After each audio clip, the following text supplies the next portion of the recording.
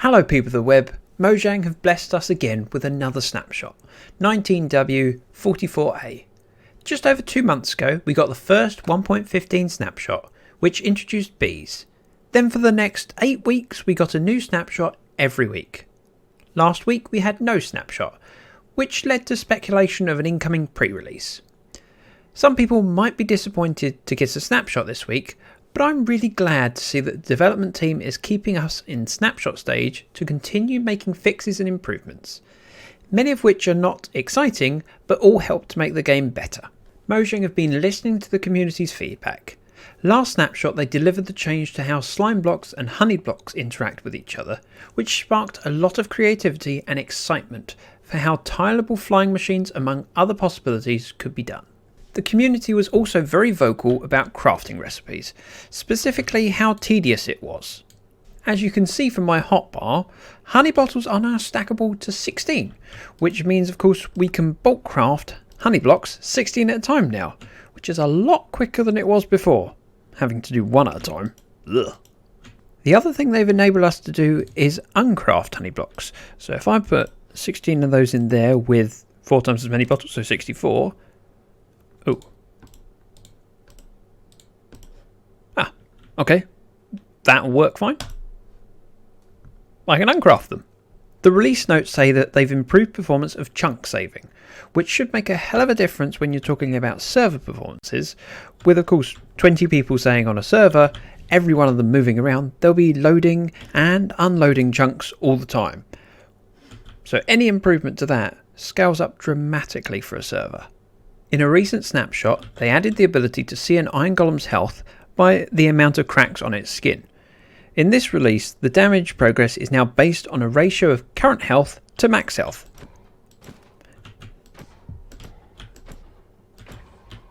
The first bug that we're going to look at is actually one that I wasn't aware of, and of course now I'm aware of it and it's fixed. The clouds used to move with the player. So if you went up and down in the world and you were near a mountain that peeked through the cloud, you would be able to see it slowly move up or down the hill depending on your height. They fixed that now. Ooh, a bunny rabbit. Oh no, that's not a bunny rabbit. That is a dead bush. And because I hate to be wrong, it's now a bunny rabbit.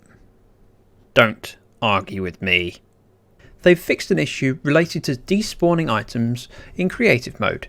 It used to be that if you threw an item with Q, it would despawn in 5 minutes, whereas if you grab it for inventory like this and drop it like that, it would despawn in 1 minute.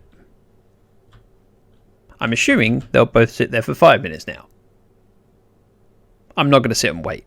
This is my world from 19W42A because I just wanted to see how a couple of these bugs worked in this world.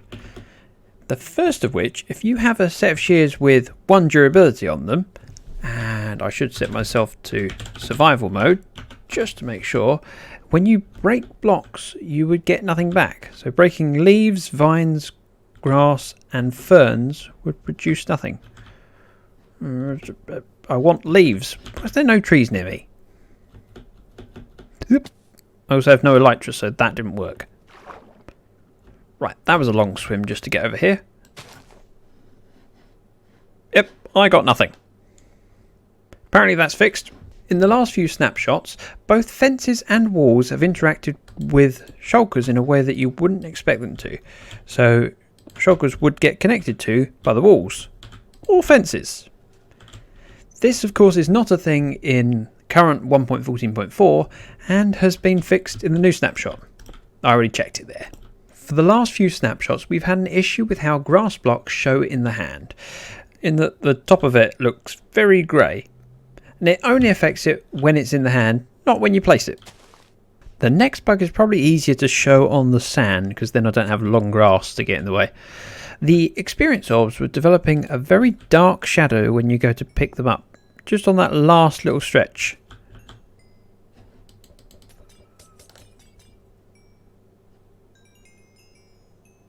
They also go white.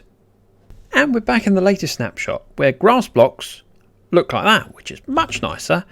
And find a bit of sand so I can show you how the experience orbs look. They stay green all the way to me and no very dark shadow appearing. Yep, that all looks good. For this bug, we're not even going to look at Minecraft because this screenshot shows so much more. Some blocks being held by the witch were rendered in very peculiarly, including a bed, an ender chest, a shogger box, a conduit, all very odd.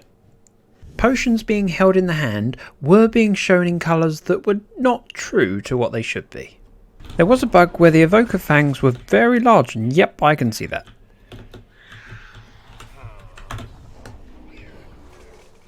And in the latest snapshot... Oh, that's a weird animation. Do that again.